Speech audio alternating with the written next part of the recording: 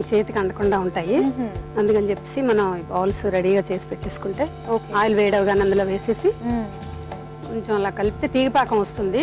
తీగపాకం వచ్చిన తర్వాత మనం ఆఫ్ చేసేసి కొంచెం దేని తర్వాత అప్పుడు వేసుకుంటే బాగా అందులో కానీ స్వీట్ బాగా పడుతుంది అనమాట బౌల్స్ కి.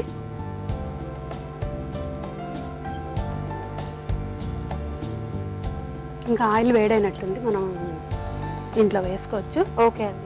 సో అవన్నీ కూడా కంప్లీట్ చేయాలి కదా, మొత్తం ఒకసారి వేసుకుంటే? ఒకసారి వేయలేము, 2 సార్లుగా వేస్తాం. 2 సార్లుగా వేసుకున్నామా? సరే అండి. ఒకటి ఇది అందాక వేస్తుంటాం, ఒకసారి మీరు అబ్జర్వ్ చేయండి.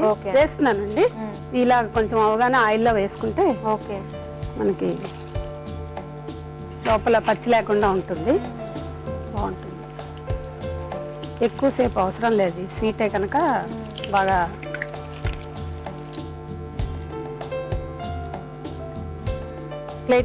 పళ్ళం తీసుకుంటే ఇది ఒకసారి నేను పట్టుకుంటాను, మళ్ళీ కలర్ చేంజ్ అయిపోకుండా. అదే చాలా పద్ధతిగా చేసుకోవాలి ఇవి, ఇలాంటివి అన్నది వెంటనే మనం రెడీగా లేకపోతే ప్రిపేర్డ్ గా మాడిపోతాయి. చాలా కరెక్ట్ గా ఉండాలి, అప్పుడే కలర్ ఇలా రాకుండా ఉండాలి. ఇంకా లైట్ గా తీసినా పర్వాలేదు. ఓకే. సో మనకి పాకం కూడా రెడీ అయింది కదండి, కట్టేయమంటారా? కట్టేసేయండి. ఓకే, కట్టేస్తే మనం తర్వాత ఒక సెకండ్ ఆగితే బౌల్లో తీసేసుకుంటే.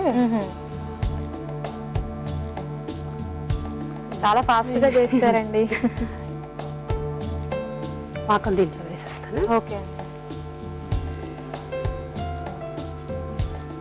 మనకి పాకంలోనే ఉంటుంది కదండి టేస్ట్? పాకంలోనే ఉంటుంది టేస్ట్. ఇప్పుడు దీంట్లో ఏంటంటే మనం కొంచెం ఇలాచీ పౌడర్ దీంట్లో వేసుకోవాలి. ఓకే అండి. పాకంలో వేస్తే ఎంత పడుతుంది, బాగుంటుంది.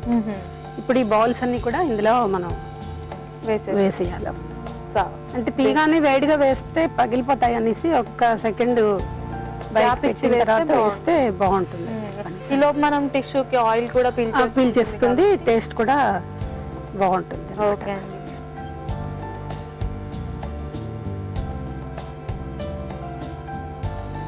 చాలా ఫాస్ట్ గా అయిపోతాయి, బాగానే ఉంటాయి. అవును. బాదం పప్పు, ఇదిగో జీడిపప్పు. ఓకే. వేడివేడిగా ఆలు గులాబ్ జామ్ రెడీ అయింది. మీరు టేస్ట్ చూసి ఎలా ఉంటుందో చెప్పాలండి. తప్పకుండా అండి.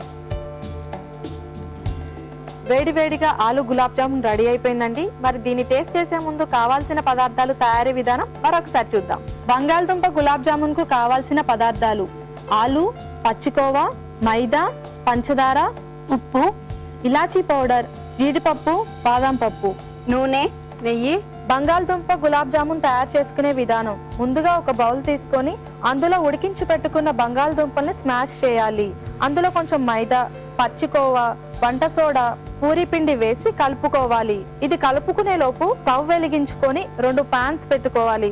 ఒక పాన్ లో ఆయిల్, మరొక పాన్ లో పంచదార, వాటర్ వేసి తర్వాత ఈ మిశ్రమాన్ని బాగా కలుపుకొని చిన్న చిన్న ఉండలుగా చేసుకొని ఆయిల్లో వేసి బ్రౌన్ కలర్ వచ్చే వరకు వేయించుకోవాలి. పంచదార పాకంలో వేసి 5 నిమిషాలు నాననివ్వాలి. తర్వాత సర్వింగ్ బౌల్ లోకి సర్వ్ చేసుకొని జీడిపప్పు, బాదం పప్పుతో గార్నిష్ చేసుకోవాలి. అంతేనండి, వేడి వేడి బంగాళదుంప గులాబ్ జామున్ రెడీ. చూసారు కదండి ఆలు గులాబ్ జామున్ కావాల్సిన పదార్థాలు, తయారీ విధానం. మరి దీన్ని టేస్ట్ చేద్దామా?